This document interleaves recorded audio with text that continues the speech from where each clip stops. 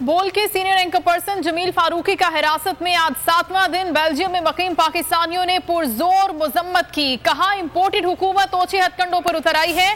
ایسی حرکتوں سے آزادی اظہار رائے کو دبایا نہیں جا سکتا. جمیل فاروقی کی گرفتاری کی شدید مذمت کرتا ہوں. امپورٹڈ حکومت اوچھے ہتھ کنڈوں پر اتر آئی ہے.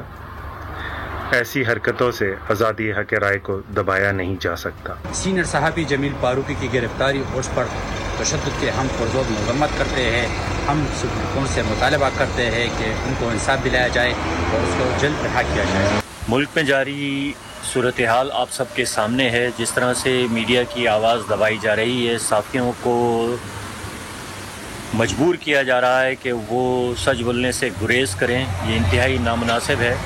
فاشزم نہیں ہے ملک میں. اگر جمہوریت ہے تو حقائق سامنے آنے چاہیے. صحافیوں کی آواز نہیں دبانی چاہیے. صحافیوں کی کیا, انسانی حقوق کے طور پر کسی کی بھی آواز کو دبانا مناسب نہیں ہے. تحریر اور تقریر پر پابندی نہیں ہونی چاہیے.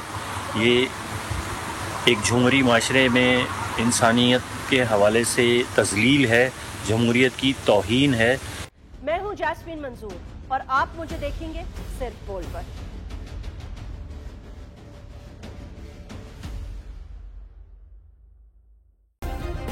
سبسکرائب کریں اور بیل دبائیں تاکہ کوئی خبر رہ نہ جائے.